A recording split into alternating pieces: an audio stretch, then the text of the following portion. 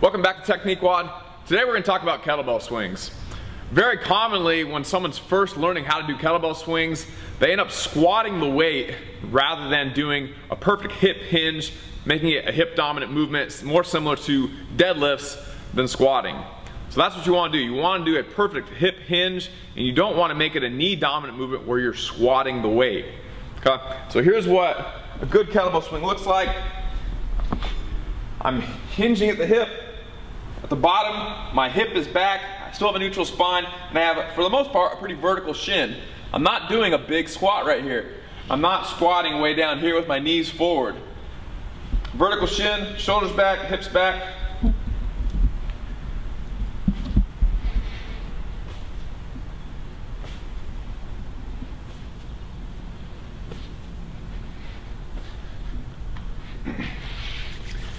So you can see, it's not a big squatting movement. Like I said, hips are back, my shin is fairly vertical, and I'm waiting. I'm waiting until the kettlebell's almost between my legs, and then I just pop my butt back a little tiny bit. Not having to do that extra little bit of movement is gonna save me time on my WOD. I'm gonna be able to do more kettlebell swings at a faster pace if I'm not squatting as low.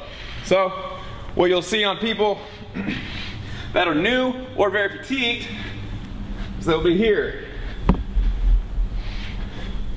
My knees are coming forward, my butt's not going back, and the movement is taking me a lot longer than it would otherwise.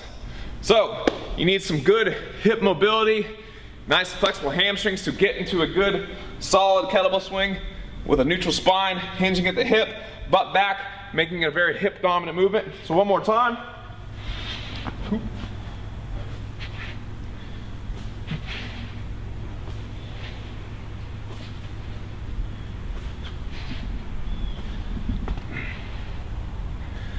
So, what I'm also doing is keeping my heels down the whole time. I'm here, heels down to the bottom, and I squeeze my butt together, I'm driving through my heels, and I'm standing tall at the top. What I'm not doing is coming here, and then heel popping.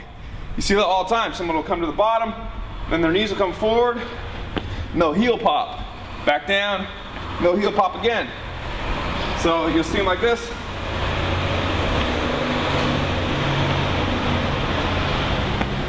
Okay. My knees are coming forward, get on my toes, and I'm heel popping. Okay. I see that all the time when people start to get tired. There are a lot of reasons for that. All I'm going to say today for the time being is try to avoid it. Stay on your heels. I'm on my heels here, I'm standing tall, squeezing my butt. Wait. At the bottom, I'm here. Standing tall. Bottom, I'm here. Okay. So, I want you to try to get a heavy kettlebell.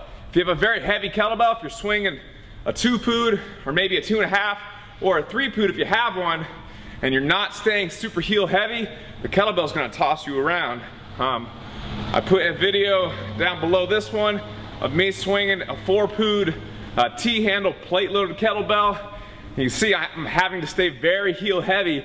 If I get toe heavy at all, or if I try to heel pop, that kettlebell, even though I didn't get it on video, it happened to me a couple times, that kettlebell will really try to toss me around and really throw me forward. And it ends up kind of looking like this. I'll be here. And then if I get toe heavy and I heel pop, that kettlebell just like throws me off the boxes I'm standing on. So go ahead and try to find a large kettlebell, 2-pood or bigger.